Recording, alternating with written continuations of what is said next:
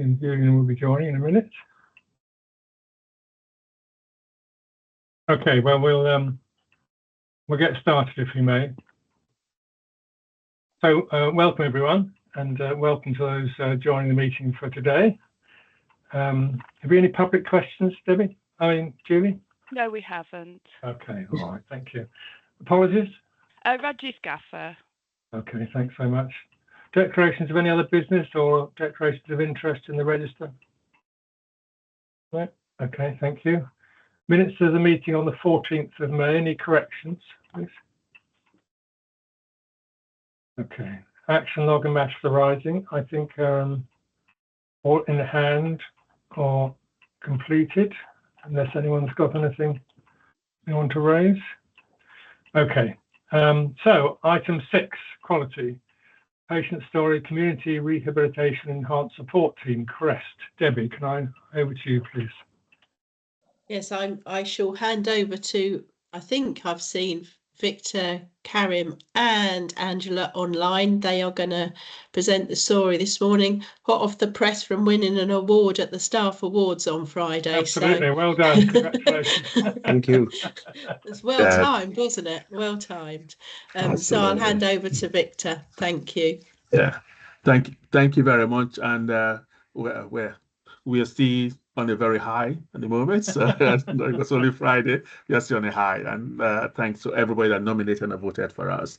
I'm actually at Wavelength training today. So my colleagues, Karim and Angela, they are going to present a very successful story from one of our clients who we are in the process of discharging after a successful intervention. So I'm going to hand over. I think Karim is going to start off, and then it will be Angela, and then we'll have some time for questions and answer. Thank you very much, Karim. Thank you, Victor, for the introduction. David, thank you for inviting us to present one of our cases to the board. It's a privilege. Good morning, everyone. So myself and Angela are going to present a case today. We are representing the whole of CREST team. Well, it's a team that is being gelled together with our collaborative work that we are doing to help our clients, very complex cases. So without much ado, I wonder whether, David, do you want me to present from our slide or you are doing it for me? No, you do it, because then you've got control of them. Oh, okay. Bear with me.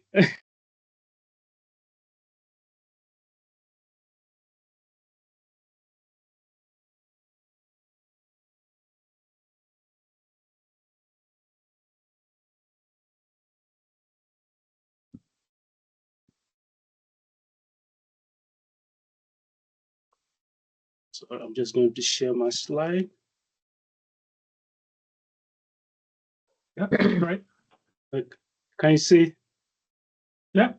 Can you make them full screen? Yeah.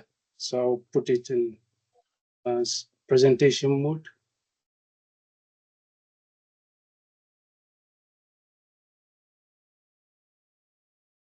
Is it visible? Yeah, it's visible.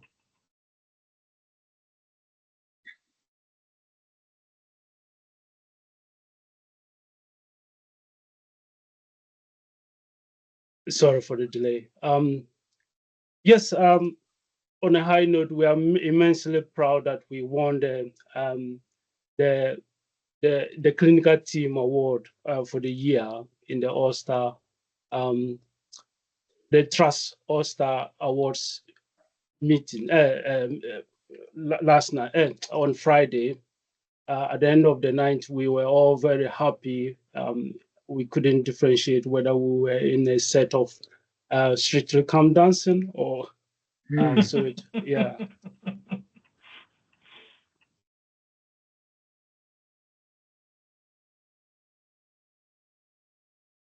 So I'll start off, bear with me.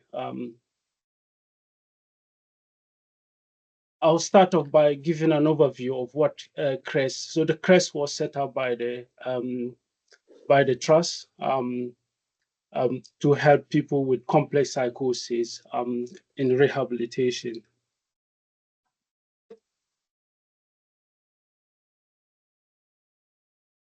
The service benefits people who are currently being cared for in specialist rehabilitation placement, which are very costly and are often far away from the patient's loved ones and the network of community support that they have. So CRESS was established in line with guidance from the NHSE Community Mental Health Framework and was set up in accordance with NICE guidelines.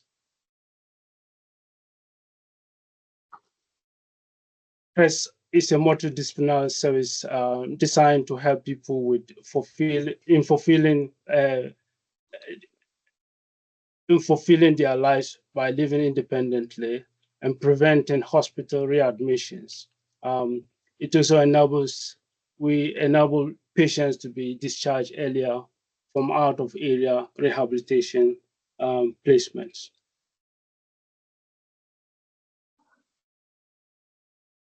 So that was a brief overview of what CRESS is about. And in order to illustrate the work that we are doing, we would like to present this case that illustrates what we're doing. So in brief, it's a case of a patient by initial AB, we just presumed initial AB. She was born premature at 28 weeks term due to maternal preeclampsia. So the story is that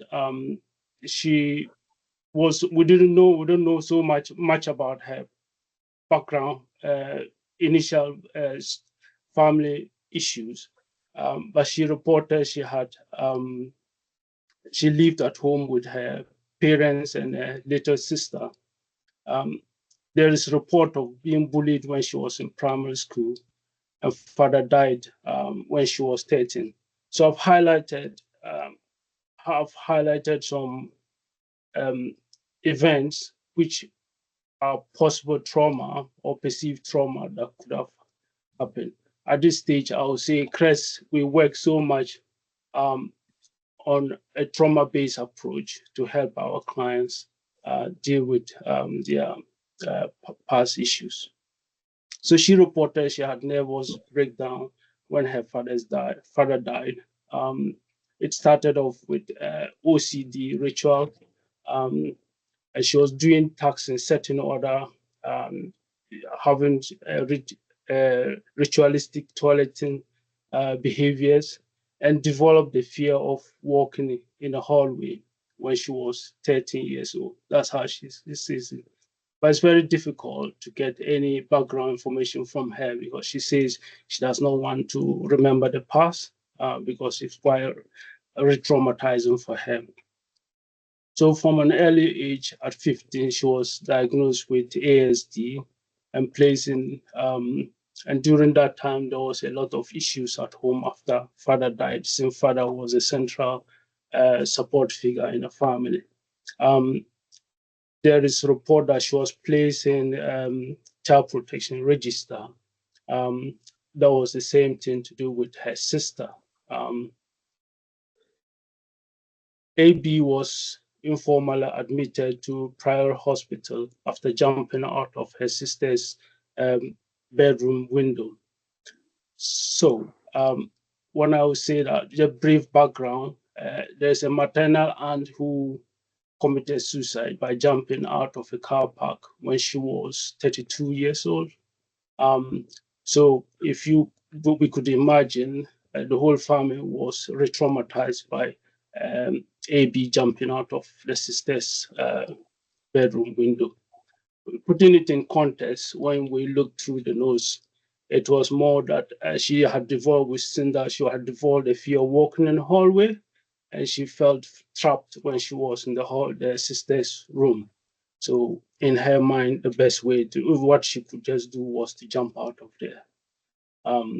the bedroom window. So at that point, there were concerns from GP as well that she was looking frail, she was not eating, there was very profound self-neglect. She had a lot of weight. Her BMI was around 16, which is very profound. She was not able to sleep in her bed. and was sometimes sleeping in the car, sometimes sleeping with her mother. So at this stage, part of the self-neglect, she was also not able to use the toilets in the house because her mother had changed how it was looking before, and she was defecating in bucket and sleeping in the beneath the stairs. So the first, well, this was the first time when she was admitted to under section to Prospect Park when she was 26 years old. After she impulsively drank bleach.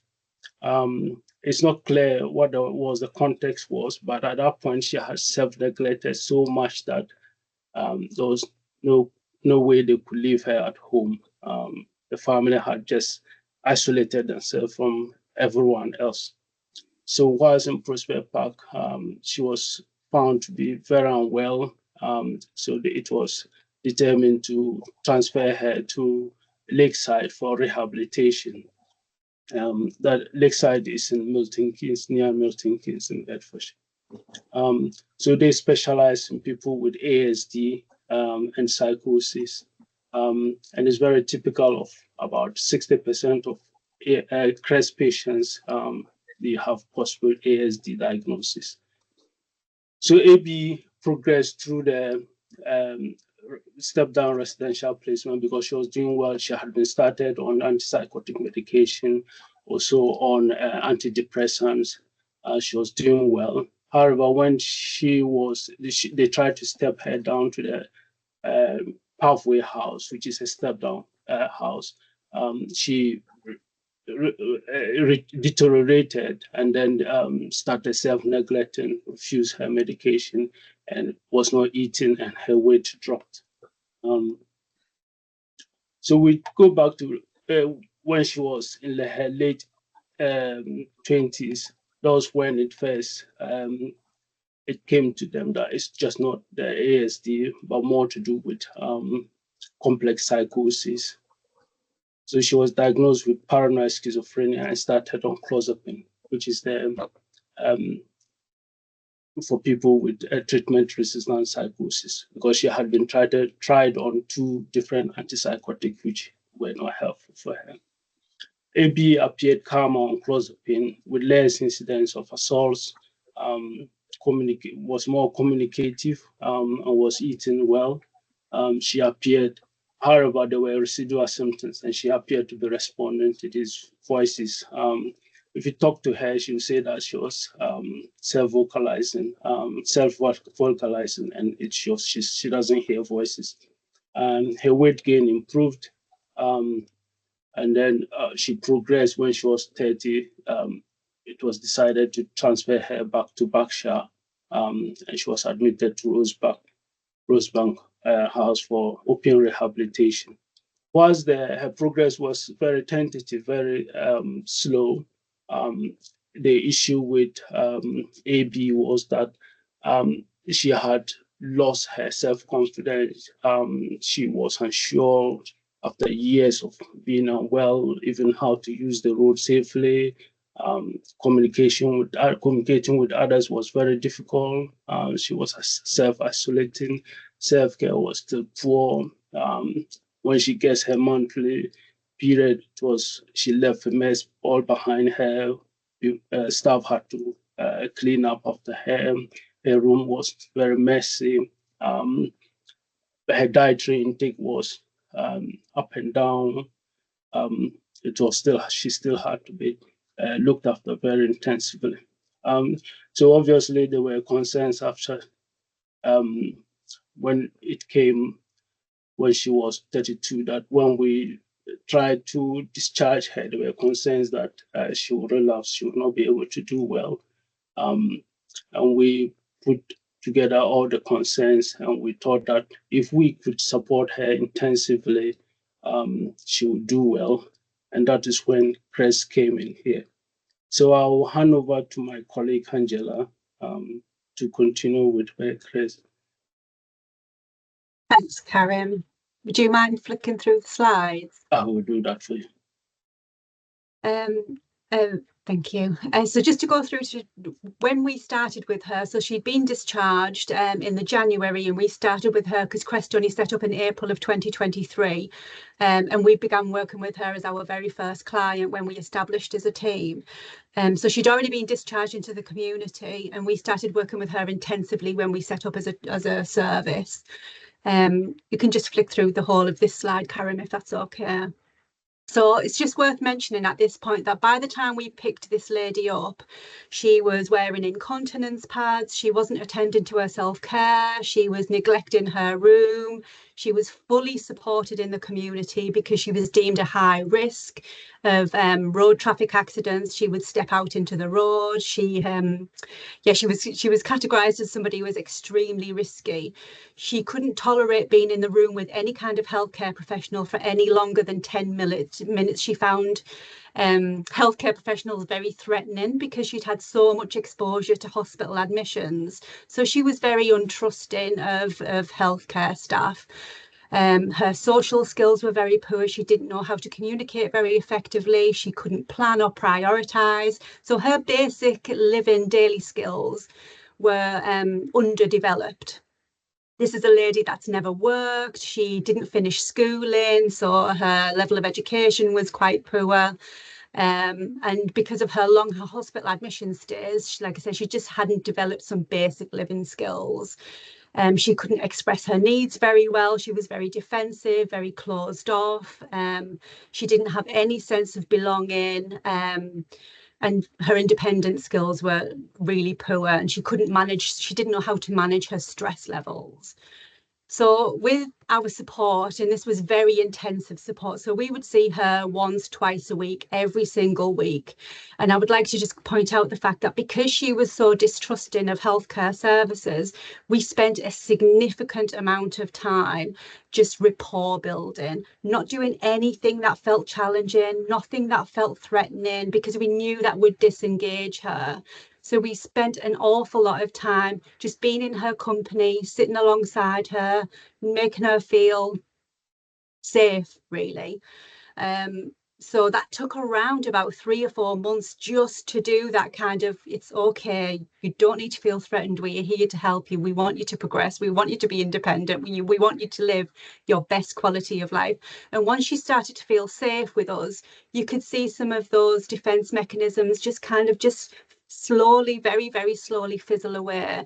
And that then enabled us to do some more kind of intensive assessment work to better understand her functional presentation, because there was lots of this confusion around what is it exactly that's stopping her or preventing her from being from carrying out these independent living skills, what's preventing her from attending to her personal care, and so on and so on. So there was lots and lots of intensive work done, and we very, very slowly helped her to kind of build up her confidence and her self-esteem. And we also started to challenge the care provider. She moved into 24/7 support, 24-hour, 7 days a week support services in the community. And they were quite fearful because of the risk factors that were presented to them when she was discharged. But as we started to learn more about this individual, we knew actually that she was more skilled than she was presenting. Her mental health was masking a lot of her independent skills, actually. So what we've done lots of work with the care provider, educating them on kind of taking some very small positive risks, which then enabled us to very slowly remove some of that the escort that she was getting into the community. She was able then to kind of access the community more independently without staff support. We've done lots of learning bus routes, just things that we take for granted that she'd never been able to do independently herself. She was able to access the bus independently, and eventually she could go shopping independently.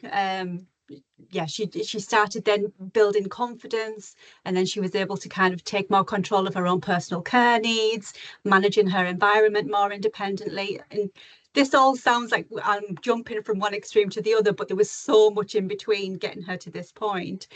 But because her confidence then started to grow, she started then wanted to explore work opportunities, and she's working now.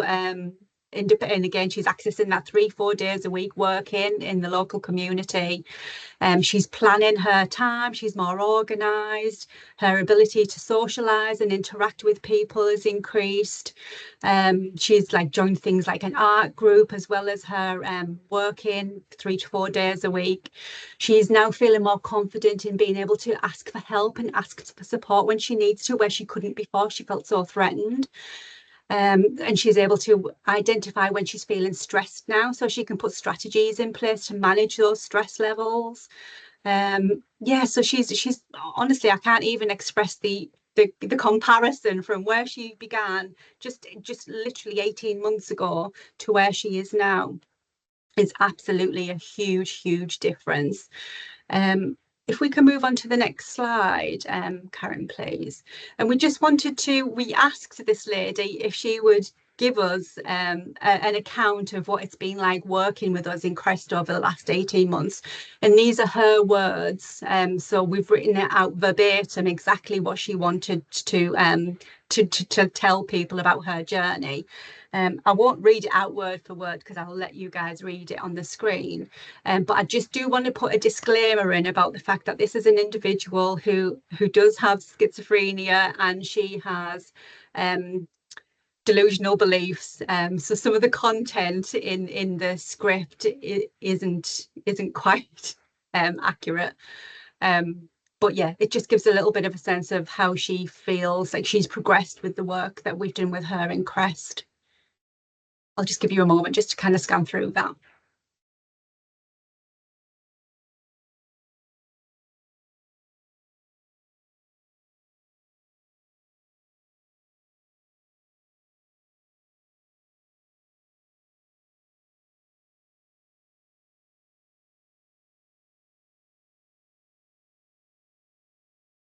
And if we just move on to the last slide. So the next steps for this individual, and again, it just goes from strength to strength. So the plan is certainly within the next 12 months, the plan is for her to step down into a lesser supported living situation. The staff team that are supporting her are continuing to increase her independence. She's got very clear goals, very clear plan of exactly what she wants to achieve long term in her future. She wants to be able to travel a little bit further. She wants to get into paid employment because she's voluntary working at the moment. She wants to do some more education because she never successfully completed her education. She wants to concentrate a lot on developing relationships, but she just continues to grow and develop in terms of her self-confidence and self-esteem. And it feels a little bit with this individual, it feels like she's got so much future ahead of her, and her quality of life has just improved immensely. So yeah, it's been a beautiful story to follow, really. Questions? That's great. Could you unshare your screen just so we can all see each other? That's great. Victor, did you want to? Yeah, thank you very much, Angela and Kareem. And just wanted to add to this lady's journey. Fortunately, I worked with her when she was still in hospital, Rosebank. And at some point, we all, because of the level of her disability, we all just assumed that she was going to live the rest of her life, even though she's still relatively young, the rest of her life in hospital. And the only reason we took the positive risk and said, let's see what happens, let's try and move her out of hospital, because she's been just in hospital, live most of her adult life in hospital, was when BHFD ended its contract with Rosebank House, that we had to move all our patients out. So that was when we then decided, let's take a positive risk, let's see what happens. We were all prepared to readmit her to hospital if things fell apart. So she was so disabled, and she couldn't concentrate for 10 seconds. You couldn't engage her for 10 seconds. So to see where she was at the time she moved out of Rosebank to where she is now, it's like a 360 degrees turnaround. So this is a very, very successful story that the Berkshire services have managed to put together. And this is not in isolation. There are other patients in the same category as well that Crest is working with. Obviously, we are only presenting one patient today. So it has been a very successful story. Thank you. Victor, thank you very much. Well, it's clearly very successful. Sally? Angela, can I ask you a question? And I'm asking this as much as a trustee of a social care organisation that supports people with serious mental illness in the community, whether there are lessons to be learnt here around how we work with social care providers, because from what you're saying, I mean, I can understand the risk element and they can be overcautious often, but was it about supporting them to then work with this particular client? Because what you're describing, some social care providers would say that they do that, wouldn't they? Yeah, and I think that's a really good point, actually, Sally. And I just want to enhance the fact that the amount of work that we've done with this individual is it's been enabled because of this service provider. She's in an extremely excellent placement who are willing to work alongside us and help us to make recommendations, and they will ask us for advice. And so it makes a difference, the environment that the person's living in. That is absolutely true. And what we tend to find is that when you get that collaborative approach, that everyone's got the service user at heart, things can progress really nicely as long as you work collaboratively. I mean, there is no doubt that there is service providers out there that maybe aren't as keen on working collaboratively, which makes a huge battle and barrier in the work that we're doing. It doesn't mean to say it can't be achieved, it's just way more difficult to do, because you've got to kind of break down those barriers of, and the truth is, and you're right, you will get service providers who say do that work on paper. Right, yeah, but not in. But it's about us also finding those social care providers and working collaboratively with, because they can, that in partnership we can do a lot in terms of getting people out of, institutions, basically. It makes a huge difference when they're on board, when they want to work with us and they take, we work, like I say, in a collaborative approach. It isn't me doing everything and you doing everything. It is, let's work together around this person. Let's make sure that we're all thinking about this person's quality of life and making sure it's enhanced in a collaborative way. That's where the magic happens for me. Right. Thank you very much. Thank you, Sally. Aileen. Hi, yeah, really interesting. And it sounds like you've done a magnificent job for this lady. 2 questions, really. How do we make sure there's a safety net if she deteriorates? And then it sounds like it's quite intensive. And what sort of capacity of people can we support with our service? Sorry, I'm just going to kind of try and address. Sorry, Karen, did you want to come in there? No, Angela, go ahead, and I'll just add something. I was just going to just clarify in terms of capacity. You're asking about the capacity of the CREST service. Okay, so because we are a very, very small service, and we do work intensively with our individuals, we do have a limit to the amount of people that we can see. And because we follow the NICE guidelines, we only there's a certain criteria of clients that we can accept into the service, which is quite strict, really. And so we only take in the most complex individuals. And we're an add-on, so the CMHTs and things are still involved. So when we're talking collaborative approaches, this isn't just us going off and doing our own little thing. We kind of work alongside every single service that's already currently involved in the person's care. So whether that be social care, whether that be CMHT, crisis teams, EIP, it doesn't matter who it is. We're an add-on. It's not like we're kind of going in and taking over and nobody else is doing anything. So that's kind of the one aspect. Well, I can't remember the first part of your question, Aileen, I'm sorry. I guess a safety net just in case. Yeah, I mean, you've helped her so much now and she's on completely the right track by the sounds of the case study. What's the safety net if she starts to deteriorate? I guess what you're going to say is all the other services around her. Absolutely. So what we tend to do is, so we have 4 phases of our pathway in CREST. through from phase 0 through to phase 3. And in phase 3, which is where this individual is at the moment and coming to the end of phase 3 because we're ready for discharge, this is where we pull every other service that's involved in her care in with us, so we can demonstrate to them the kind of things that we are doing with them, so that not only can they observe what we are doing that works, but they will be given lots of written guidelines of kind of like, do it like this. This is how she needs to be supported. This is how she needs to be communicated with. This is so really kind of clear step-by-step guidance, so that when other people kind of continue to work with her, they're working with her in a very similar way to that we've been doing. So it's very much a handover. We do like a handover. Okay, sorry, just to quickly add to that, Ellen, is we have a form on Rio that is relatively new to that. Every patient that we've worked with, we have an ongoing care record. We kind of summarize their history with mental health history, their social history. We summarize everything. Is unreal. So by the time we discharge the patient, it's like a one-stop shop. So any service that the patient comes into in the future, if whoever is providing the care to that individual, they go to that record.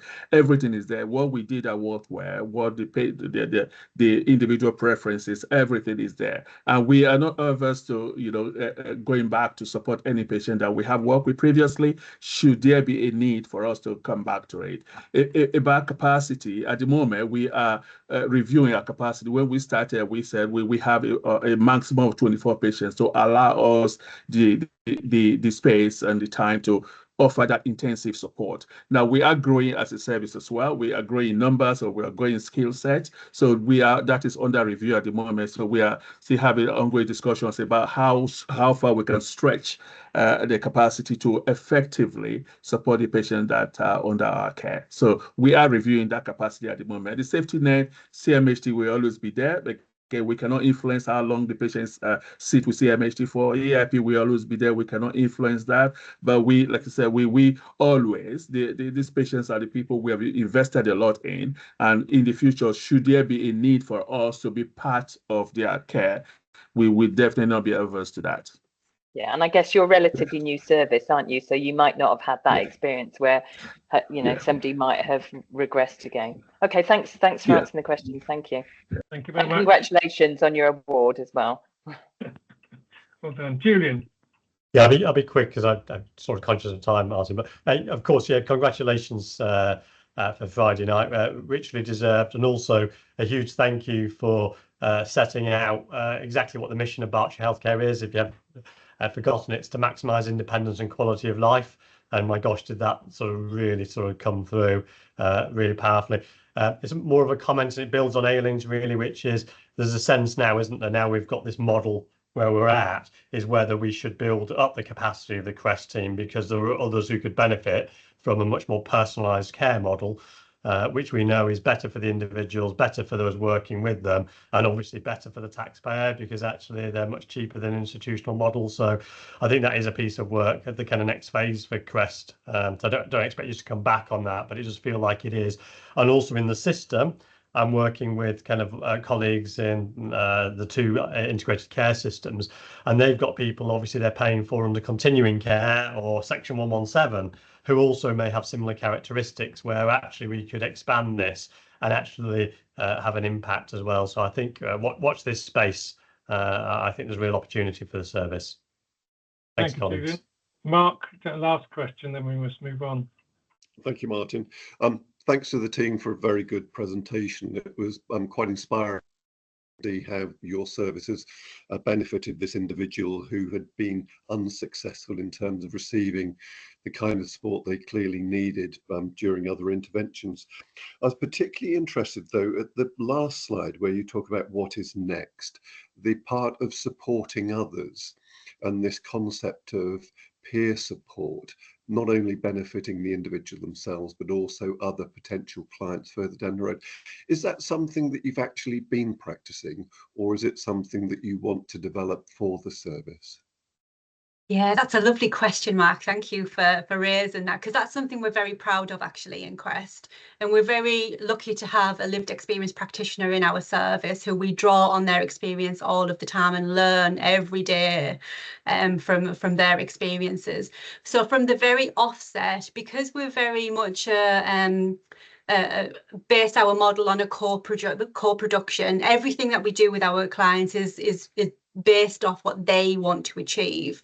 And what we tend to find is when we've had these success stories, and it's not just with this individual, it's with multiple individuals that we're currently supporting, is that when they come to the end of their journey, they're so proud and have such pride in what they've achieved. Is they often kind of have conversations with us about, I want to give something back, I want to share, I want to help others know that there's a different outcome. It doesn't have to be, you don't have to almost kind of limit yourself in terms of what your future and your prospects can look like. So we're very led by the conversations our clients have with us. And this individual specifically, it was her that came to us and said, I'm so proud of what I've achieved. I want to be able to help others to understand that they can also achieve this, or they can also have a good outcome in life. So it's very driven by individuals, but absolutely it's a core ethos of our service, is thinking about how can we maximize on not just people's success stories, but helping them in terms of a sense of belonging, a sense of feeling valued, harnessing that in a way that they then can help other people. Thank you. Thank you very much. Well, look, can I just thank the whole of the Crest team for what you're doing? It's inspirational, and we hope that it goes from strength to strength. Thank you very much indeed, guys. Thank you very much for having us. Thank you very much. Thank you. Bye-bye. Okay, we must move on. We've got quite a busy agenda. So annual complaint support, Debbie? This is here because it's a statutory requirement. You see everything that's detailed within this report on a quarterly basis. There should be no surprises or anything you don't know about in here. So I didn't propose to be talking to it at all.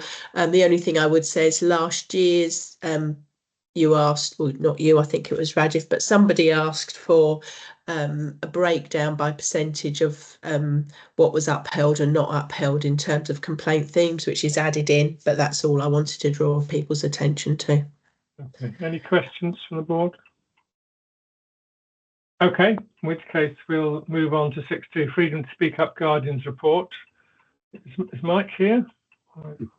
Yes, I'm here. Morning, oh, sorry, Mike. Morning, Martin. Mike, can I just say that I thought the cover, the report was very clear, and so thank you very much for the format of the report. It's very readable. So I think again we could take it as read, but if you've got one or two things that you want to particularly raise, please do.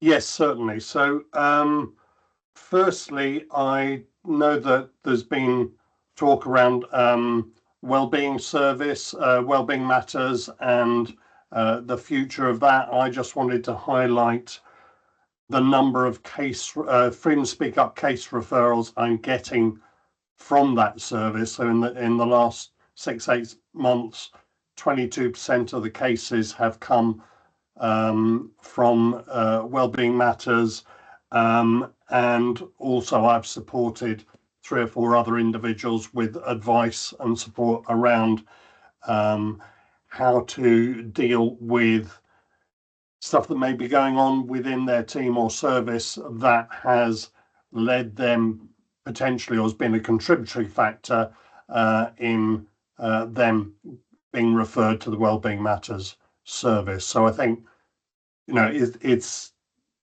give and take, as it's working both ways, and it certainly is very useful from my point of view to get those referrals, so that we can look at some of the root causes there around what may be going on in that team or service that is contributing to that.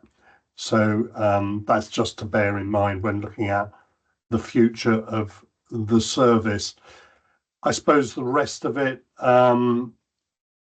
if we look at the timeline in my report, where are the barriers, sort of pre-speaking up, during the speaking up process, and post speaking up? And I think this is these are areas where the board can greatly support this. Please speaking up. A lot of that is around the right culture. We know that people are reluctant to talk about their experiences and things. Things take a long time to be aired, and by then, because most of it seems to be around poor behaviours within teams or services, it's very difficult then to repair that relationship or the damage that's been caused within the service. So it's what can we do to change that in terms of the improving the culture within the organisation. During the speaking up process, the vast majority of the cases I get sort of end up going through or being supported by HR colleagues and going through HR processes. And there's something there around the investigation process. Is that the right way to deal with people's experiences as opposed to incidents, I suppose, is one way of looking at it. People's expectations in terms of outcomes, having to relive or retell potentially traumatic or disturbing experiences. And it needs involvement from everyone within the process. So all it takes is for somebody to go off sick. You know, if somebody is being accused of bullying, perhaps, and they go off sick, any investigation, whether formal or informal, can't progress, and therefore that people are stuck within, you know, a bad atmosphere within a service. So what can we do to speed up that process and make it more efficient? And I know that there will be a review of HR processes, I think, at the end of this year, and I see James on the call. It would be really good if that is taken into consideration when reviewing those processes. And post speaking up, I put in the report that turnover for those that have spoken up is still very high, although the number of cases, you know, we're talking about 50, 60 cases a year. 50% of those people are leaving the organisation. That is that's quite a drain, even though the numbers aren't great. If we're looking at the cost and time involved in recruiting replacements, are we sure that if somebody has left and we're bringing in a replacement, that the culture within that team or service has changed sufficiently so that nobody else will leave? And I think there's something, so it's very pleasing to see the change that has been made in the way investigations around racial abuse, etc., is being revised, because I think a lot of the other subjective type experiences like bullying and harassment, microaggressions against other protected characteristics, I think a lot of the work there, it'd be good to see that transfer across to other types of cases, because I suppose the outcome of an investigation meet or mirror the experiences that somebody is alleged to have taken place. I think sometimes there is a bit of a mismatch there for a variety of reasons. So in terms of board support, it's really around, you know, what can be done to improve the culture, before people speak up, to encourage them to speak up, and preferably to their line manager rather than going to myself or HR colleagues, etc.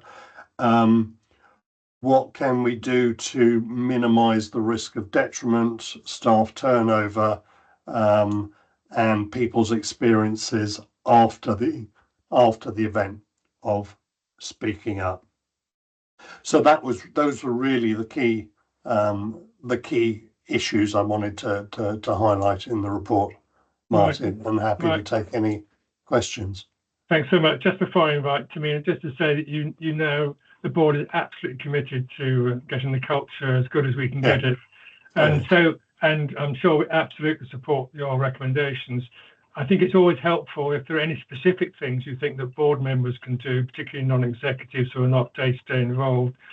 You know, good just to hear about those and be prompted if there is anything. But let me go to Tamina. Thank you very much, Mark. That was really helpful. I suppose a couple of reflections really of things that have happened over the last few weeks and months.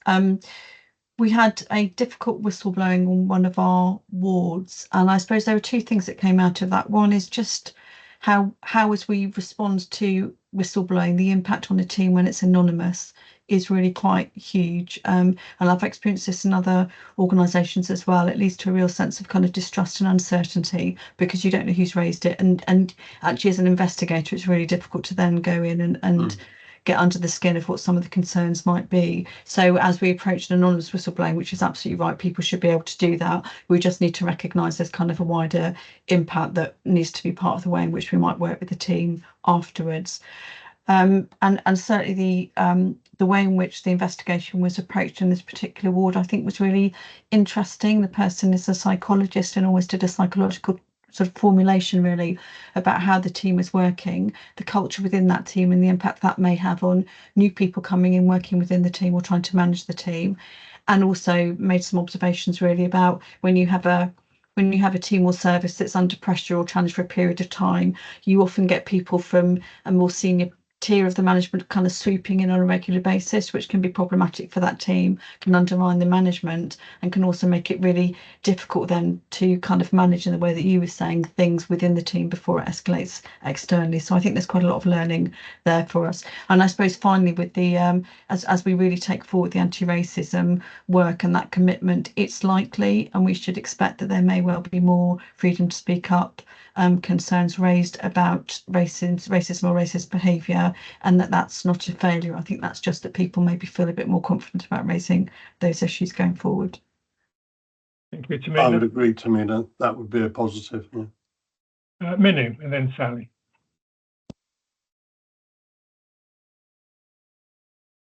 I think you're on mute, Minu. Can't hear you, Minu.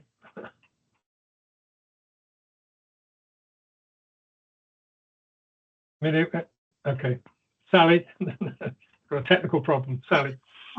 There's a sentence in your report, Mike, around a general feeling of not being listened to when managers and leaders are approached. Do you think that's a sort of thing we need to pay some attention to? And I'm thinking particularly of the outcome from the Lucy Letby case, you know, where there was this focus on managers it was not listening to the doctors in that case. Is that something that we should we be concerned about? I think the listening part is probably the most important part, to demonstrate that we are listening, active listening, and then taking action. That has to be first and foremost as part of the culture piece, because when that is in place, then people feel more comfortable and enabled to talk about their experiences, because they know they'll be listened to. So some of the stuff, you know, we go back to the anti-racism thing. A lot of it has been, what's the point? Nothing happens. If we now demonstrating that action will be taken, that will encourage others to. So yes, very important, I think. do you think then that should be more of a focus on the training around that? Because if it's, you know, if people do get a perception that they're not being listened to, there's something around training around managers and leaders. Yes. So now we have the revitalized both leadership and management training. A part of that, or a bit that I deliver to help with that, is around the importance of listening and dealing with things compassionately. So yes, that is that. There is also Freedom Speak Up e-learning packages, and one of which talks about the importance of listening. But yeah, with any of the OD work and management training, I think listening is a key skill, isn't it? Okay, thanks. Thank you. Alex, Jane, and Aileen, and then we'll move on.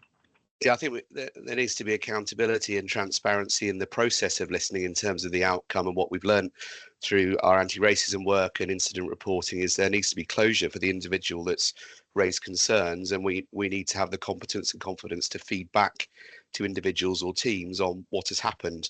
Often colleagues raising concerns don't see what's happened because of some sensitivities in the organisation about sharing that back. And I think it's absolutely fundamental to close the loop with some accountability for our listening for the individuals that have raised the concerns, because that's often why people say, well, nothing ever happens when we raise concerns, because either it's been not followed through or not fed back what's actually happened.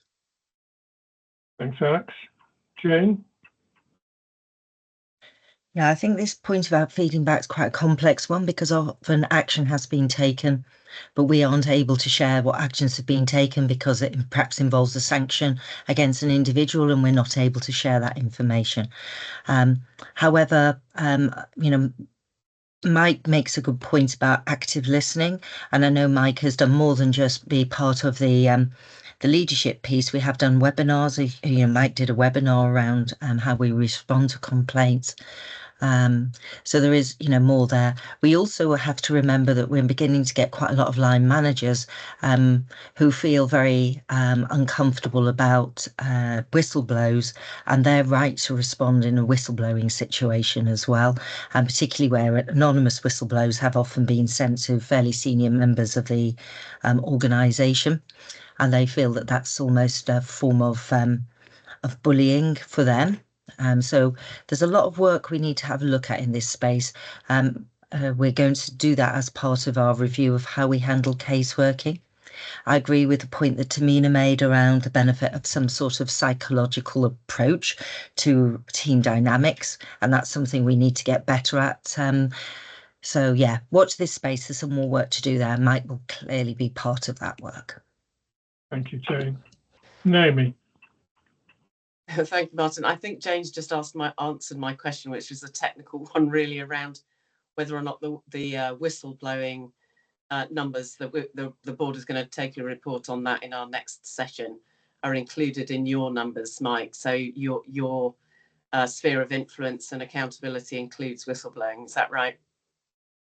No. Oh, okay. These are only cases that come to me directly. Anything that goes elsewhere to Julian or whatever wouldn't be included in my data.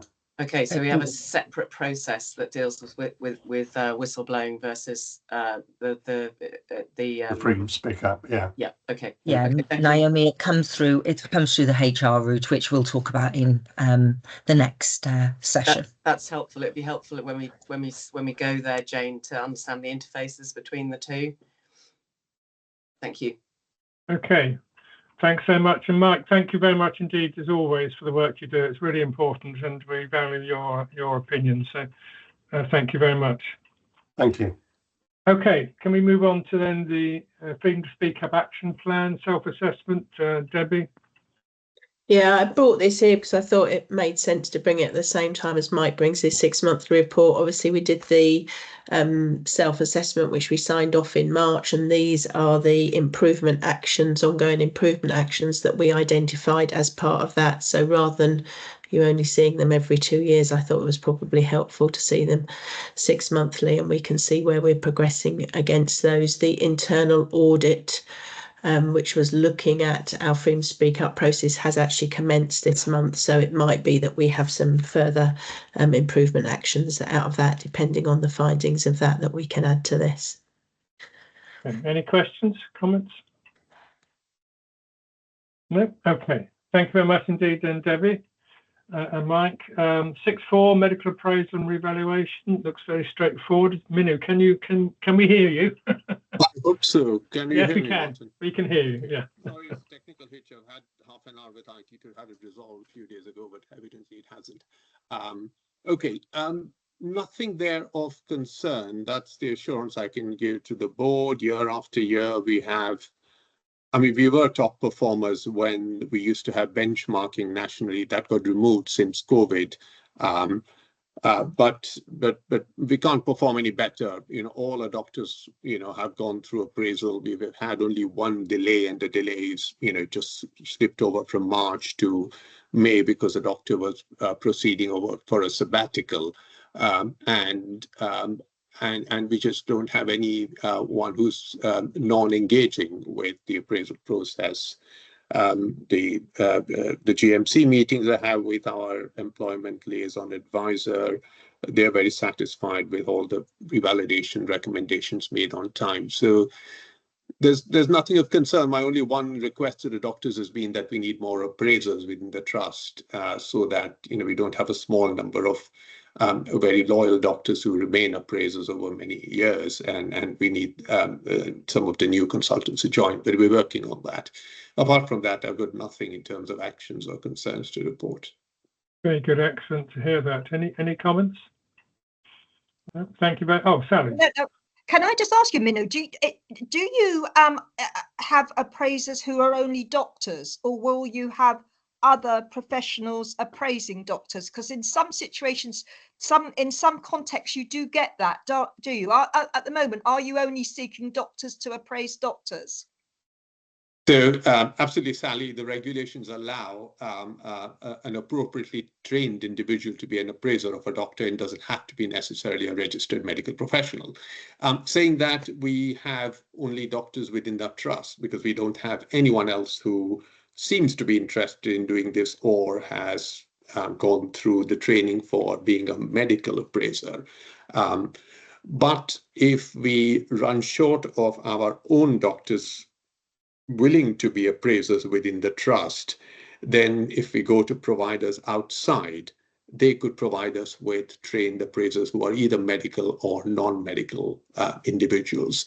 But we've not had to do that. Over the years, we have maintained a good cohort of well-trained appraisers in the trust. Right. You get pharmacists and things sometimes, don't you? They'll do it. Thank you. Okay. Thank you very much, Minu. Could we then move on to Research and Development Annual Report? We've got a very long, detailed report. Looks very busy. I think Kate as well. So I don't know if you just want to pick out a few highlights for us.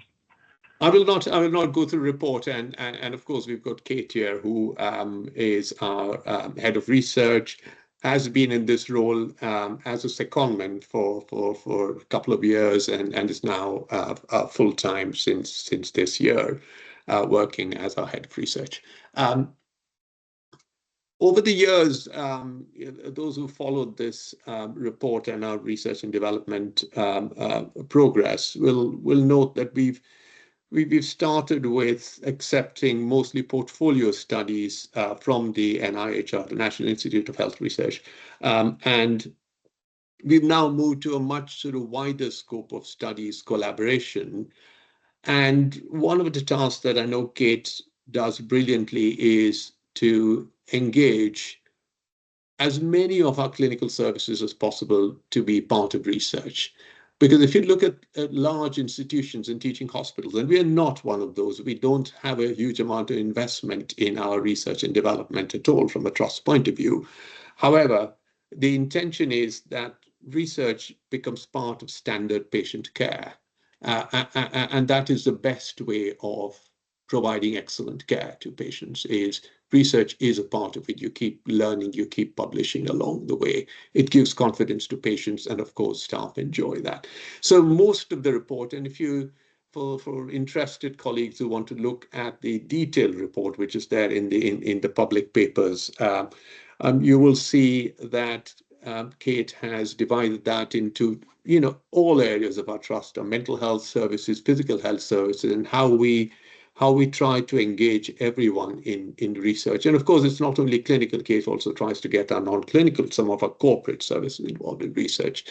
So that's probably all that I will say. We are very healthy in terms of finances. Most of our research is self-financed from the grants and the income that we produce within the department. So happy to take any questions. I'm sure that there are questions Kate would be happy to take. If colleagues would like to visit the department, meet our small research team, always welcome. Thank you. Thank you very much. Julian. Great to have you with us permanently now, Kate. What's the plan in sort of 3 years' time? Is it sort of more of the same, sort of incrementally sort of growing in those very practical areas that are in the report? Or do you have some other ideas that will take us in a different direction or a bigger direction, or just be helpful to set out where you think, where we might be in 2027, 28? Okay, thank you, Julian. In a very different space, I would say, because nationally there is a focus around NHS organisations increasing the capacity through all different, as Manu has said, through all different professions. So our research strategy is due a review, and we're working with colleagues to have a look to see, and all of you will be stakeholders in this, to have a look to see how we can revamp it and future-proof it. What we would like to see is every clinical service being research active, as Manu has said. And I think the Department of Health and Social Care are going to take a look at how research is funded. So currently it's funded separately. A lot of research projects wipe their own face, as it were. They're cost neutral to the trust. So a lot of the way that research funding is handled will probably change over the next few years, and just by doing that it will start to become more integrated into clinical services. So I think the offer that we've got at the moment as a service is to support the delivery of research, and that's in two different ways. So one is that we go out to clinical services and we walk side by side with them to deliver research. And then another way, we increase that capacity. So we're looking at the professions that have research as part of their pillar, as part of their professional standards, to help them use research in their day-to-day work, but also to come up with ideas and linking in with quality improvement, audit, PMO, all of the quality tools, and using research to evaluate that. So where we won't be hosting too many national projects. I'd like to see us actually come out with research projects that are funded through national funding streams, led primarily by our workforce, which is AHPs, nurses, and also corporate services. They're using research quite a lot as well. I don't know if that answers your question, but yeah. Okay, thank you, Sally. I wondered, I don't know whether this is a Minu question or a Kate question, whether we offer research time in people's work plans. So when we appoint doctors or consultants who are interested in research, whether they will get time for research, or whether they get the time if there's the funding. And also, when I read the report, there's obviously the lead research nurse who was trying to get people involved in research. I wondered whether that was the involvement of nurses and AHPs, and whether they got the time to do it, or whether it was sort of integrated into their other work. Okay, that's a Minu question. No, we don't. We don't give additional payment to doctors to do research. It's part of their professional development time that they get. Not everyone wishes to use it for research. In fact, very few, if at all, want to use it for research because of all the pressures that they have to do. So no, that would need a huge investment. We've never had a medical budget which was set aside to fund doctors to participate in research. Can I ask though, Mino, do you think it might be a recruitment attraction if, you know, for young consultants, if there was opportunity to research?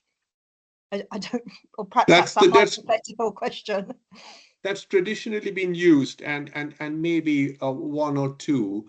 I don't think that gets a large number of people in because doctors have different interests, and research is just one area of interest. Oh, absolutely, yeah. But thank you.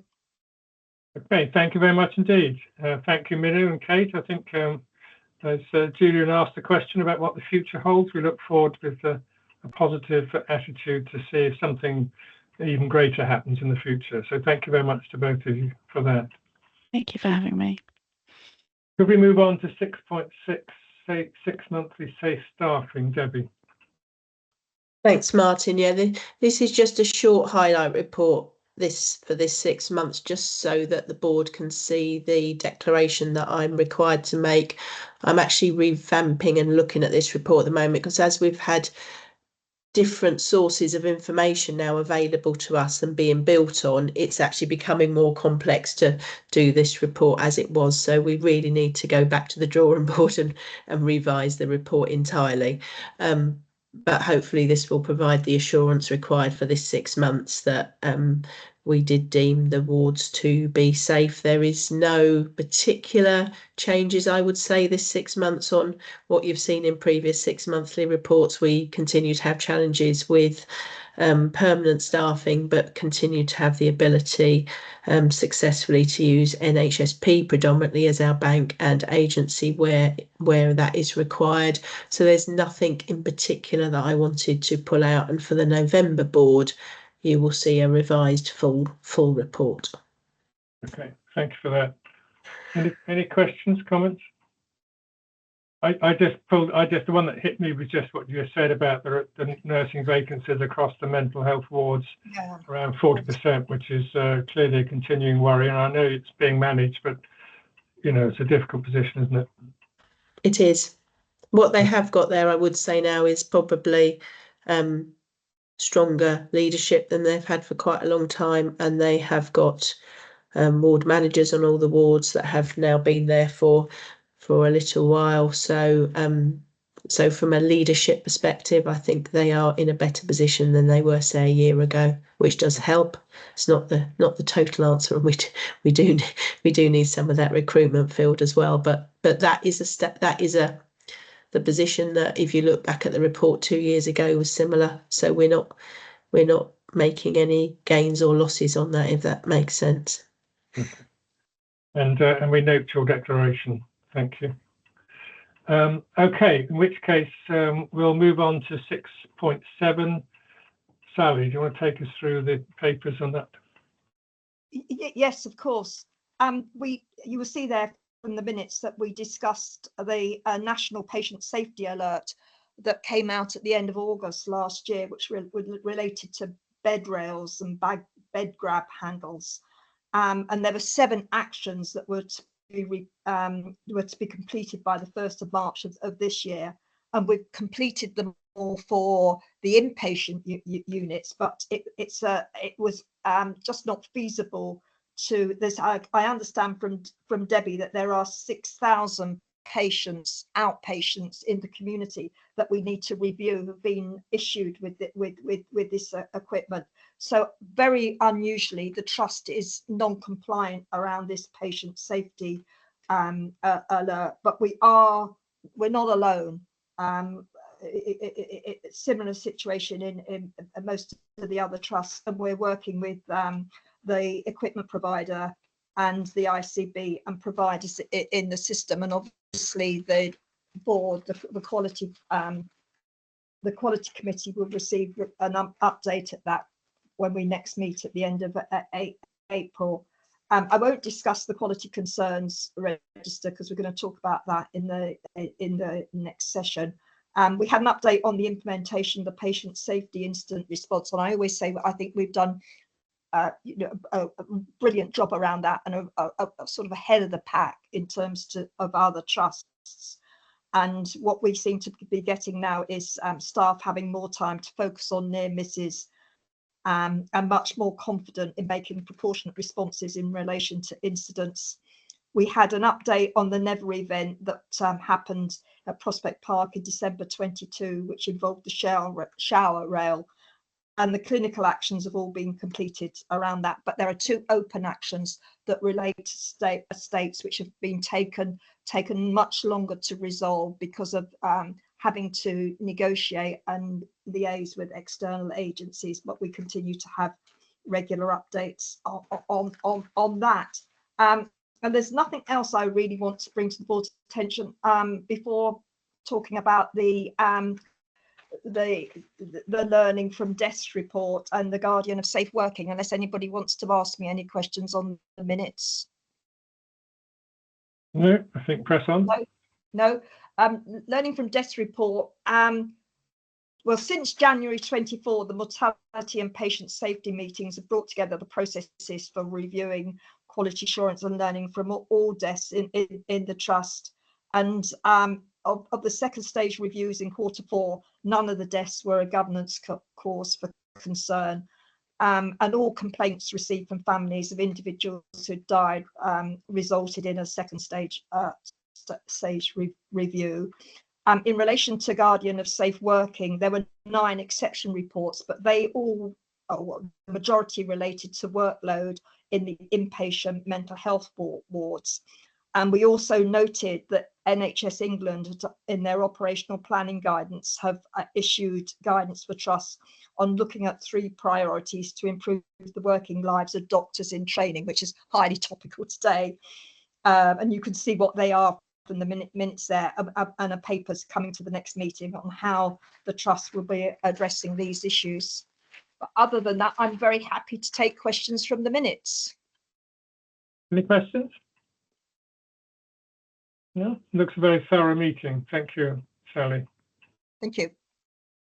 So the 2 learning from deaths and then the Guardian of Safe Working. Minnie, did you want to say anything about those? Or? No, thank you.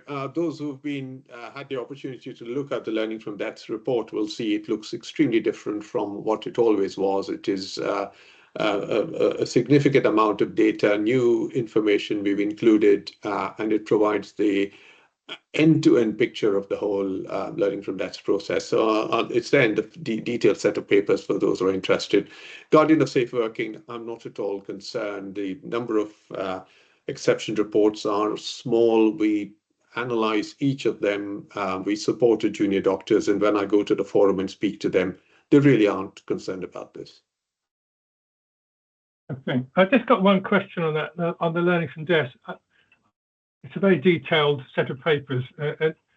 Is there much about diversity? I couldn't see much any data about diversity in terms of learning from deaths. Is that in there, or is it not recorded? Or no, we're trying to collect it, but we can only collect it as much as is available information on Rio and other sources. So at the moment, we don't have a streamlined way of being able to determine, the deaths according to various ethnic groups.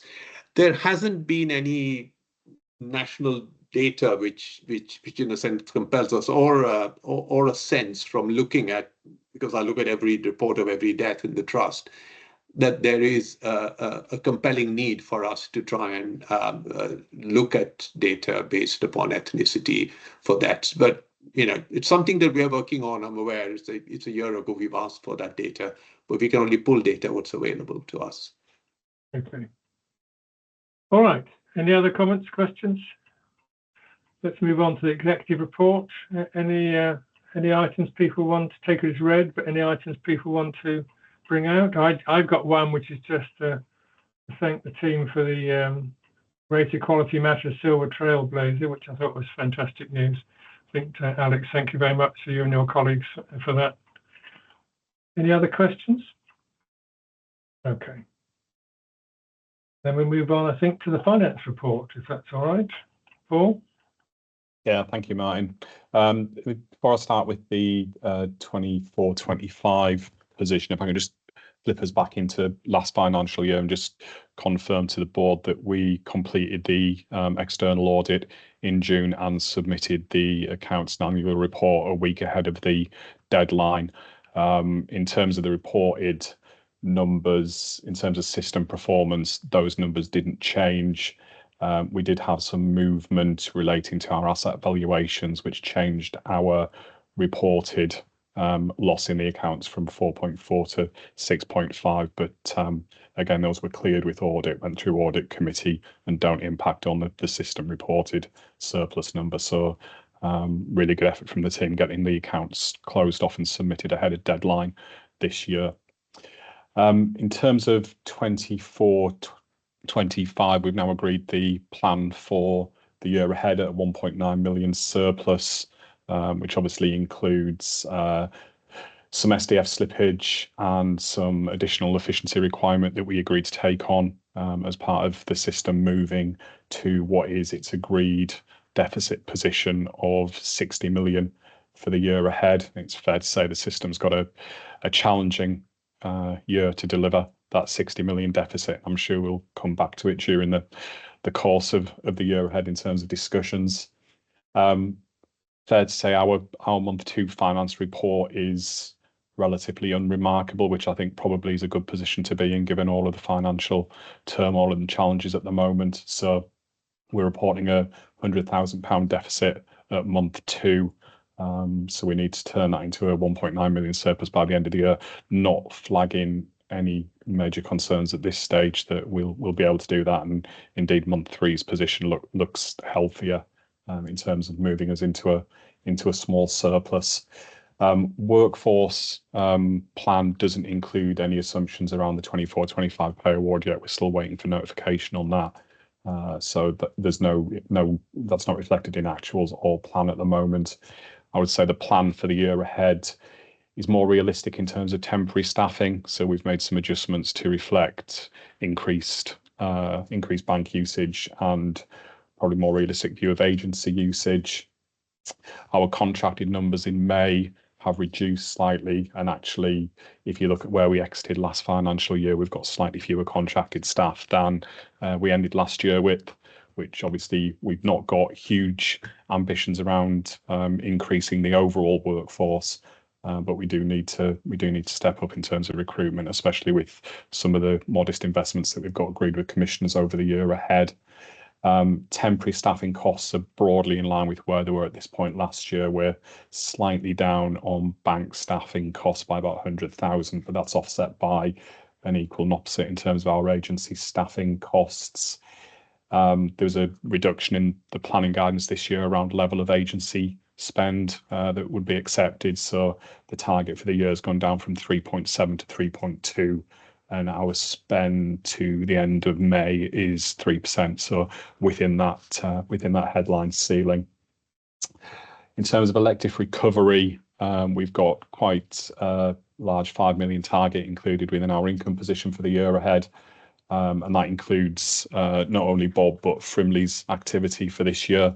To the end of month 2, we're about 100,000 behind where we expected to be, which at this stage, again, not concerned about, and sure we'll make that up over the course of the year.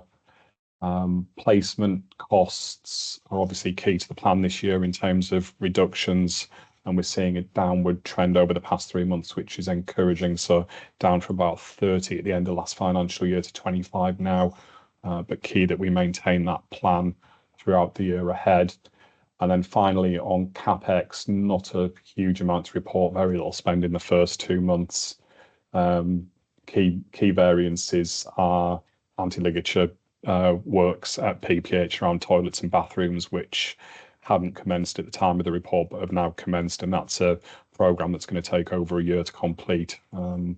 And just timing on lease renewal at Kreml Road, which is a short-term lease renewal, which will take us into next year and links into what we want to do around consolidation of properties in West Reading. Cash slightly behind where we expected, 5.4 behind plan, but that's purely down to timing of agreeing contract positions with commissioners and local authorities this year. So we'd expect to make that up again over the next couple of months as we have contracts signed now. The cash should flow in line with contract values. Happy to hold it there, Martin. Take any questions. Thanks very much. Any questions, please? Paul, I suppose the thing which we've got quite a big efficiency SIP program ambition, and I guess the sort of worry is, do you think, from what you know now, that this will be, a steady progress, or do you think there's going to be some real challenges in delivering that 12 million? I think the majority of what's in that program was already agreed within the divisional positions at the beginning of the year, so it's embedded within the control totals. So on the assumption that the divisions can manage within their control totals for the year, probably 60-70% of that cost improvement program gets delivered. There's then probably, I think, 3 to 4 million on there, which is non-recurrent and reserve positions, which we know we will be able to cover. So I think at this stage, the majority of it should be delivered. All right. Any other questions? Okay. Performance report, Paul? Yeah. So obviously, first performance report of the year.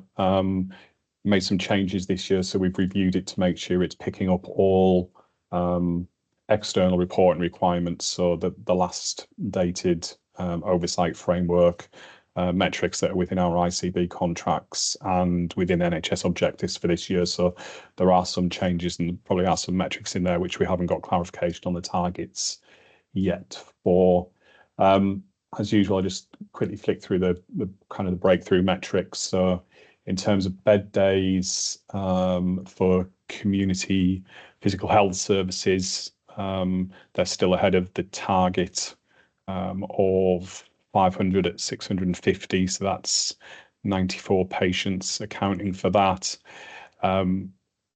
Still being driven by packages of care and delays in packages of care, although the team are reporting that actually the average wait for packages of care are coming down and are down to a kind of a small number of days opposed to what they'd seen previously in the winter.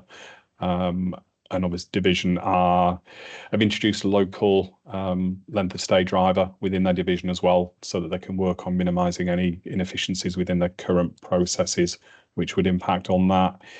In terms of clinically ready for discharge for mental health and that various placements, again, numbers have increased this month and are ahead of the 250 target.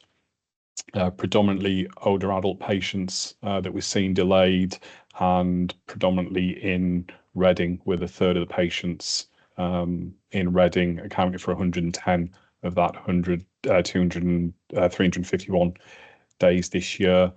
Team are working with Berkshire West Place and are doing some deep dives into flow around Reading, and they're working with the adult social care brokerage team as well to see what they can do to minimise delays and increase discharges. In terms of red driver metrics, obviously we've got I Want Great Care, where we're just below the 95% target in terms of positive score, and we've made some revisions to the calculation method for compliance, which is now looking at unique patients rather than overall contacts. And the response rate has increased to 7.3 this month against the 10% target. Only one to note of key out of the trackers, because it's a national performance requirement, is 6-week audiology waits, where we've dropped to 71% against the target. But just to give board some comfort, just check the figures for June, and they have returned to above target. So it was a 1 month blip due to, I think, staffing shortages and some administrative challenges that they had. So that has recovered in June, but happy to take any questions. Thank you very much, Paul. Any questions, comments? No. Okay. Thank you very much. Let's move on to the people strategy. Alex. So I'm going to hand on to Jane. Good review of the people strategy and our impact. We're in a process of refresh, which we'll bring back to the board in the autumn for our new focus, building on and developing these successes and learning from the last strategy period. Jane, welcome. Thank you. I'm conscious of time. I hope that the paper is self-explanatory. It's an assurance paper, really to give you a short update on progress we've been making. I'm hoping that you've all had a chance to read that. I do apologise that there should have been a graph in there, which is missing. I've noticed that today, which I will get to you. I'll make sure that that's sent out in the meeting minutes with Julie. But yeah, any questions really?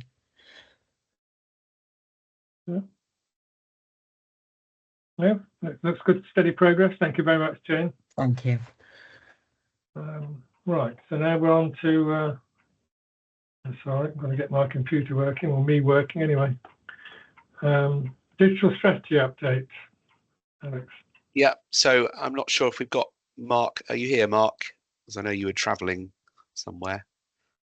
Yeah, so this is our latest update on digital strategy, and the summary gives you a good flavour of the activity, also highlighting some quite careful look at innovation in regards AI and other aspects. So as well as the original strategy, which we're delivering on, we're also horizon scanning and bringing on latest technology for testing in the trust, which I think the board would hopefully want us to be doing.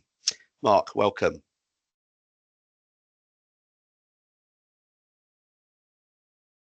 We can't hear you. We can't hear you, Mark. Let's. I can see it. His mic's off. But let's take some questions. All right, let's try that. Oh, we got you, Mark. We've got you now. Yeah. We've read the paper, Mark. But if any key things you wanted to raise, please do. I think the key things, Martin, really are in the summary. So rather than just reiterate it, happy to take questions. And that's fine. Any questions then? I've just got a question which is a bit broader than us, which is we seem to be doing quite a lot in the digital space, which is all very positive.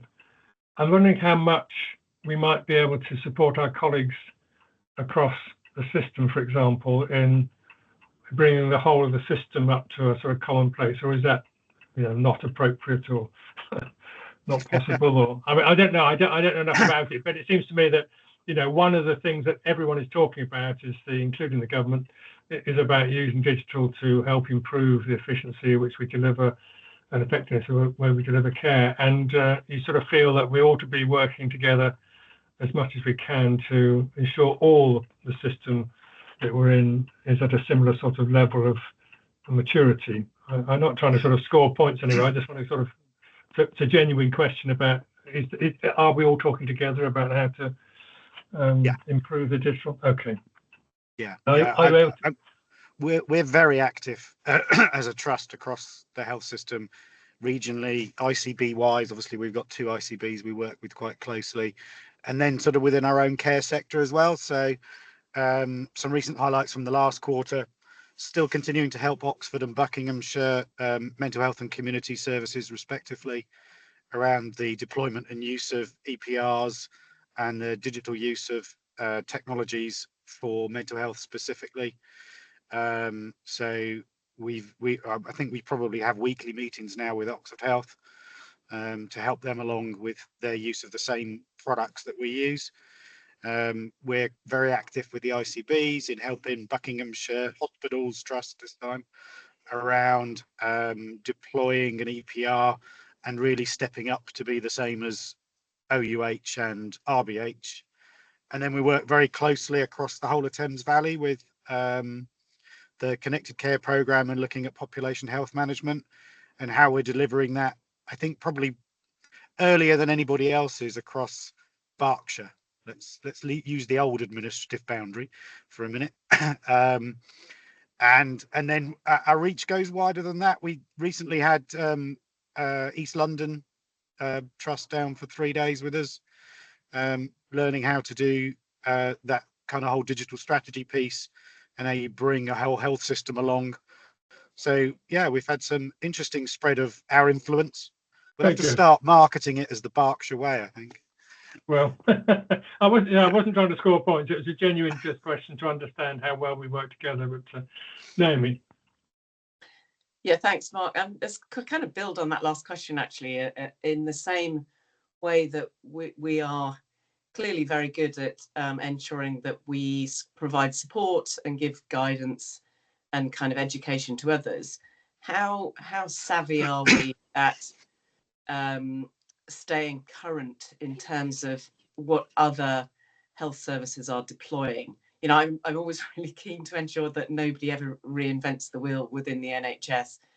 So if somebody's done something really well, and it might be very small, but with a high impact, you know, how good are we ensuring that we're knowledgeable about that stuff that's out there and is already having positive results that we could take it on board? Yeah, well, we're part of a lot of national forums, particularly in the kind of mental health and community sector spaces for digital. And so we shamelessly steal from all over the place. And we were with the sort of, there's almost a Russell group of mental health trusts these days in the digital space: Birmingham, SLAM, Nelft, Somerset, Southern Health to some degree. We cooperate with them quite a lot on a number of areas. And then going north into the Hull area and into CNTW and our old GDE Lancashire. So I think the honest answer is we do a lot, and we trade a lot with other organisations. Whether we do everything we can, always difficult to say. We haven't been surprised recently in the last year or two of anybody making any great strides, which is one of the reasons why I'm currently on my way to Alpine, the F1 team, to learn how they do some things with AI and how they've addressed some of the issues that we might struggle with in the NHS, and continue that learning from outside the NHS as well as inside. Thank you for that, Mark. And an ancillary question, if I may. You just mentioned ERP, so Enterprise Resource Planning at ICB level, I think. And this might be something that Julian's shaking his head. You mentioned ERP, and it might be something that we as a board want to take a deeper look at in due course. But can you just describe the sort of four corners of what you're trying to achieve in the ERP space here and now? Right, okay. I'll try not to tread all over Jane's shoes on this one. I think there's the kind of national plan which feels too long to me. The idea that we might get a new substandard ERP solution nationally in the NHS by 2030 doesn't feel right. And what it does do is present an opportunity for us to do something local. Again, another arm of the national piece looks at producing framework procurement mechanisms which we can utilize to do fast procurement, and they're actually tackling that in that ERP and health and HR space now. So it feels like I don't know, for my mind, it feels like all the national system. If it comes along and it works, great, but I think, bearing in mind all the other issues we have within recruitment, we're having quite a lot of conversations in the senior leadership team about, should we do something short term, as in 5 years, to do something in the next year that will last us 4 years. Okay, thank you. All right. Thank you, Julian. Yeah, I was really pleased to see in the summary a number of things that are actually really hard to do, but of huge benefit, which, so for example, we're increasingly using the third sector in terms of service delivery, and the work you and your team are doing around that solution to Rio, which has often got in the way, is absolutely brilliant to see, because it means we can actually benefit from sort of wider support. And then there's a whole raft of other stuff that I would say is about making clinicians' life easier, integrating kind of Rio with Silver Cloud, which is the online talking therapy stuff that we've got, kind of digital dictation, all those types of things. Really, it does feel like it's hitting the spot in terms of the requests that we've had through Alex's big conversations and everything else, in terms of kind of freeing up sort of time. So it feels to me like we're focusing our resources in very much the kind of right place, certainly from the right place from what our colleagues and patients are asking for, Mark. So yeah, really encouraging to see that. Nice summary. Thank you. Thanks, Julian. Thanks, Alex. Yeah, just to contribute to Naomi's question as well. So we had a good conversation in the board, didn't we, with Amit Sharma around how Amit was encouraging his GP colleagues and practices to embed a currency of population health, the 11 segments of underlying health need and potential future prospective needs in a system. We are bringing segmentation in for a review to see if that would help some of our services that particularly interface and integrate with primary care and urgent care services for our clinicians. Would that be helpful to understand what segment these patients sit in? And I think we have quite a wide influence through our connected care and information sharing platform and Mark's leadership around this space to kind of innovate. So build on what primary care are doing, encourage primary care, and what strategic impact can segmentation of the population around health needs do for us around triage, around service disposition to manage the pressure in the acute sector and build on our primary and community integration. So we're bringing that forward just as a build on the last board conversation. Okay, thanks so much. Jane. Yeah, I just wanted to add a little bit. I think there's a lot more that we can do in the recruitment space, and Mark and I have had a number of conversations around this. We do now have a recruitment improvement and transformation project about to kick off. We've actually gone through project prioritisation. So yeah, we have been actively talking about that and what's the solution. So yeah, just to add to what Mark was saying in relation to my interest in this space as well. I think what we've just got to be a little bit careful of our colleagues in the system who are perhaps a little behind us in some of the thinking around this, and with pressures, financial pressures, we're getting lots of conversations around things like shared services, which I don't think are the answer to what we need. It is the automation and the transformation of the way that we do things that's going to be important in some of the corporate space, if I'm honest. But yeah, just to give you a flavour that we are definitely working in this side as well. Okay, thank you for that. Mark, you're doing some fantastic work, and you and your colleagues, and we're very grateful for what you're all doing. I'm just trying to think forward, and I'm not trying to start a discussion now, but one of the things that I always try and do in these is to assume that we've got all the capability, all the knowledge we need. What would it actually do in terms of improving the quality and efficiency of the way we deliver care, and how much do we have to invest to get there? Because we're sort of working from understanding new technologies, new ways of doing things, which is great. But if there's going to be a big opportunity by saying if we could only do this, then we could really realise big savings for the NHS, because there's, let's be quite clear that the pressure is going to be on us financially for several years. So I think it'd be useful at a discussion meeting, not this one, to perhaps just do that sort of top down. So start from, if we could do it all, what would it benefit? And then how far away we are and where we might need to seek to invest more than we're investing now. Sort of a bit of a philosophical thing, I'm sorry, a bit waffly, but but anyway, great work, and I think I'm still convinced personally that the digital has a lot to offer in terms of helping the NHS improve the way it delivers. So more power to your elbow, Mark. Thank you very much. Okay.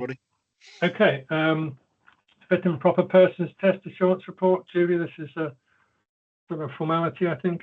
It is. It's just an assurance report that we've completed all the fit and proper person test checks that we're required to do, and I just wanted to refer to the declarations of interest. Unfortunately, Naomi's name was missed off the list of declarations, but that's been corrected. It's now correct on the website as well. And just a plea that if any board members' declarations do change during the year, just to let me know so we can make sure that that's up to date. Thank you very much, and thank you for all your hard work, Julie. I know it's not an easy thing to do, get this all right. Okay, item 10.1, trust behaviour framework and trust leadership competency framework.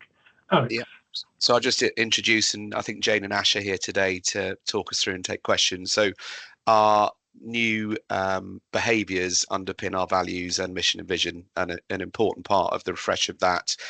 We've developed our leadership and management offer in terms of training and development, and these behaviours and separate leadership competencies that bring those behaviours to life are going to be a key component of that offer and development. So I'm saying to the board here, we've got a nice connection now through mission, vision, values, and into this proposed set of behaviours and competencies.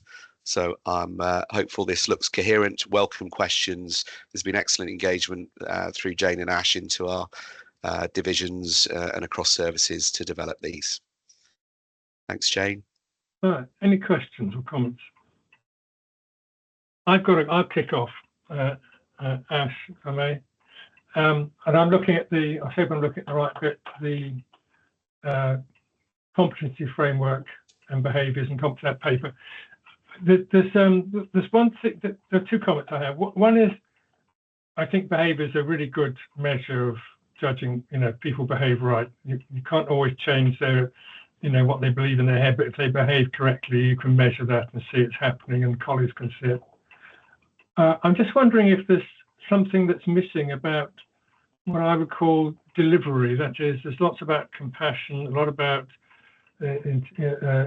diversity, etc. It's all great stuff, and I totally support it personally, and I'm sure we all would. But there should be something about delivery as well, because we don't just want people and managers to be compassionate, etc. We also want them to deliver the sometimes difficult changes that will have to be faced up to, and that, or does it come under resilience? Or can you just help me with that aspect? Because in our true north, we have the money matters, which is sort of the equivalent of the balances, the scorecard, as it were. Can you just help me on that? Yeah, of course, Martin, and it's feedback we've received as well through this process, and we have built it in. So what we've tried to do is a bit of a balance of what we call the psychological safety and emotional intelligence elements, and the operational excellence elements in delivering high quality care. So we've tried to balance it between those two, if that makes sense, because a lot of it, I think, is delivered through those behaviours. So actually the hard, the tough conversations that we need to have with managing performance and that sort of thing can be done compassionately, and it can be done curious in terms of finding improvements in your service and that sort of thing. So we have tried to find that balance throughout, but it is hopefully all within those competencies. Just to point out, as Alex alluded, there are two frameworks here. So one is the behaviours that we expect to see from all, and then those competencies will then underpin our leadership offers, all through the employee life cycle. So through induction, through training, through policy, through all those sorts of things as well. Okay. Any other questions? My only other comment, just in passing, is that I think we need to try and make sure we can crystallise this in a way that's understandable to staff, because there's quite a lot of information they're getting, and we don't want to lose the key messages because there's too much detail. But I'm out of my level of competence now, Ash. Okay, well, some really important stuff there. So thank you very much, and I'm sure it'll be welcomed. Okay, item 10.2, external well-led review. Julie? Yeah, hopefully this is the last time you'll see the action plan, because I think we've reviewed all the recommendations and suggestions which our external reviewer asked us to look at. So this is hopefully we can formally sign this off now. Okay, Alex? Yeah, Julie, sorry, there was just a piece on the last item in red that's missing off this, because I wanted to just share with the board we're involving staff in our strategic initiatives with a diversity lens, and junior middle staff being involved. So I had listed out some of those things. Could we just circulate that in an updated note for board members? Yeah, yes, of course. So it wasn't that we weren't going to involve colleagues in our work as a trust. Thank you. Okay, thank you very much, Alex. Is all right, everyone happy with the external well review actions? They look fine to me. Audit committee, well, Raj is not here, but so we just, unless someone wants to raise something from the text. Okay. Let me move to Councillor Governor's update. Some rather sad news that John Jarvis, who was one of our long-serving governors, has died. He was extremely committed to the trust, very supportive and hard-working, and I think he'll be very sorely missed. And I know we'd want to send our condolences to his family and friends. So that's a very sad bit of news. On a slightly more positive one, Brian Wilson, the lead governor, has a sort of a group with other lead governors across the BOB system, and they've invited me, all the governors have invited me to meet with them later in July to have a discussion about system issues. So I thought that was a positive development. Okay, schedule of meetings. I assume that's okay. Any other business? Okay, so the next public board is the 10th of September. And now we'll adopt our normal resolution to exclude the press and public for the remainder of the meeting. So thank you very much. Can we start at 12?